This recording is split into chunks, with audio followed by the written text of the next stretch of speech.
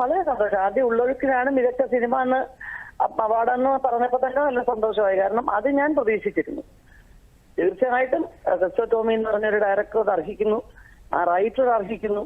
അപ്പോ അതിന് തീർച്ചയായിട്ടും ഒരു അവാർഡ് ഉണ്ടാവും എന്നുള്ള പ്രതീക്ഷ എനിക്കുണ്ടായിരുന്നു. ബാക്കി ഇപ്പൊ എനിക്കൊരു അവാർഡ് എന്ന് പറഞ്ഞപ്പോ കൂടുതൽ സന്തോഷം, ഒരു ഇരട്ടി മധുരം, അത്രയേ ഉള്ളൂ. ഉള്ളൊഴുക്കുന്ന സിനിമയ്ക്ക് പ്രതീക്ഷിച്ചിരുന്നു, ആ ഡയറക്ടർക്ക് പ്രതീക്ഷിച്ചിരുന്നു. അത് സത്യമാണ്. പക്ഷെ എന്റെ ഒരു അവാർഡ് ഞാൻ ഒരിക്കലും പ്രതീക്ഷിച്ചിട്ടില്ല. ക്രിസ്റ്റോ ടോമിയുടെ കഥയാണ്, ക്രിസ്റ്റോ ടോമിയുടെ തിരക്കഥയാണ്.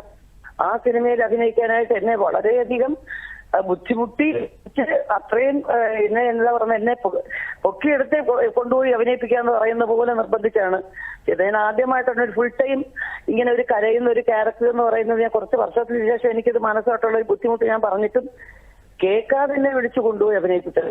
തീർച്ചയായിട്ടും അത് ആ ഡയറക്ടറുടെ വിശ്വാസം, സ്ക്രിപ്റ്റിനോടുള്ള ആത്മവിശ്വാസം.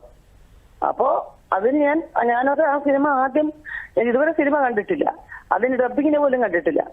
ആദ്യം അതിന്റെ ആ ലൊക്കേഷനിലെ ആദ്യത്തെ കുറച്ചു ദിവസത്തെ ഷൂട്ട് കഴിഞ്ഞപ്പോ തന്നെ എനിക്ക് ബോധ്യപ്പെട്ടു, തീർച്ചയായിട്ടും ഈ ഡയറക്ടർക്ക് അദ്ദേഹത്തിന്റെ ഒരു സ്ക്രിപ്റ്റാണ്, അവാർഡ് ഉണ്ടാവും എന്ന് ഞാൻ പ്രതീക്ഷിച്ചു ആ സിനിമയ്ക്ക്. അത് കിട്ടിയതിലാണ് ഏറ്റവും വലിയ സന്തോഷം.